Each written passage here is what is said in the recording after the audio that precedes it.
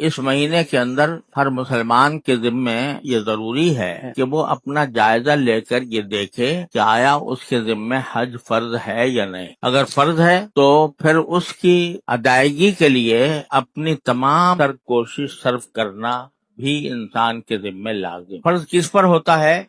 وَلِلَّهِ عَلَى النَّاسِ حِجُّ الْبَيْتِ مَنِ اسْتَطَاعَ إِلَيْهِ سَبِيلًا، کہ اللہ کے لیے تمام لوگوں پر بیت اللہ کا حج کرنا فرض ہے۔ کس پر فرض ہے؟ من استطاع الیہ سبیلا۔ ایک مختصر بات یہ فرما دی کہ جو بیت اللہ تک جانے کی استطاعت رکھتا ہو، یعنی ایک طرف وہ اتنا صحت مند ہو کہ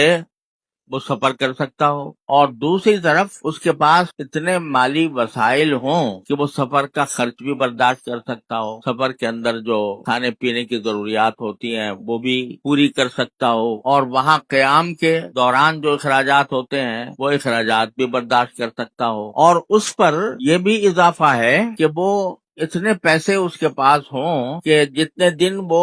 حج پر رہے گا اتنے دن اس کے اہل و عیال کا جو خرچہ اس کے سب میں فرض ہے وہ بھی وہ ادا کر سکے۔ یعنی اللہ تبارک و تعالیٰ نے ایک طرف اس کو فریضہ قرار دیا اور دوسری طرف دوسرے حقوق کو نظر انداز نہیں فرمایا کہ بھئی زبردستی آدمی مشقت اٹھا کر پیدل جائے اور اس طرح پیدل جائے کہ تھکن کے بارے میں برا حال ہو جائے۔ تو قرآن نے اعلان کیا ہے کہ لا یکلف اللہ نفسا الا وسعها، اللہ تعالیٰ کسی بھی انسان کو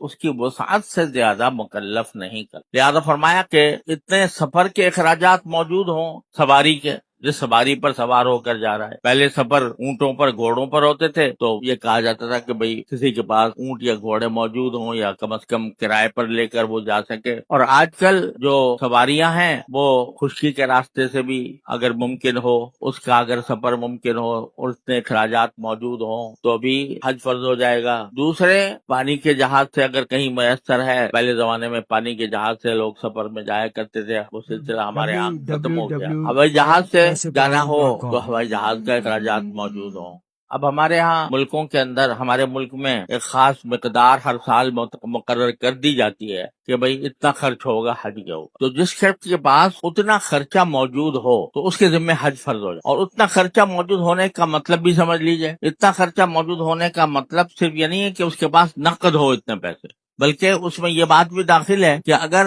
کسی شخص کے پاس زیور ہے، اگرچہ نقد روپیہ اتنا نہیں ہے، اگر اس کے پاس فرض کرو کہ زیور اتنا ہے، کیونکہ سونے کی بھی تو قیمت بہت بڑھ گئی ہے، تو اس واسطے اگر اتنا سونا ہے، اتنا زیور ہے کسی کی اپنی ملکیت کہ وہ اس کو بیچ کر حج کر سکتا ہے تو حج اس کے ذمہ فرض ہو جائے۔ یا اگر کوئی تجارت کرتا ہے اور اس کی مال تجارت اس کا اتنا ہے کہ اگر اس مال تجارت کو فروخت کر کے وہ حج کر سکتا ہو، اس کے ذمہ بھی حج فرض ہے۔ لہذا بعض لوگ یہ سمجھتے ہیں کہ بھئی جو زیور ہمارے صندوقچی میں رکھا ہے وہ تو اپنی جگہ رکھا ہے، اس کو تو چھیڑنا بھی نہیں ہے، اور اصل اگر نقد پیسے ہوں گے جا کے حج فرض ہوگا، یہ بات درست نہیں۔ نقد ہو، زیور ہو یا تجارت کا سامان ہو اتنا تو اس کے ذمہ حج فرض ہو جاتا۔ البتہ شریعت نے یہ مالوں کی ملکیت کے سلسلے میں اس بات کا لحاظ رکھا ہے کہ جس کی اپنی ملکیت میں ہوگا اس کے ذمہ فرض ہوگا۔ فرض کرو کہ زیور جو ہے وہ اگر شوہر کی ملکیت میں ہے تو شوہر کے ذمہ فرض ہوگا، اور اگر بیوی کی ملکیت میں ہے تو بیوی کی بیوی پر فرض ہوگا،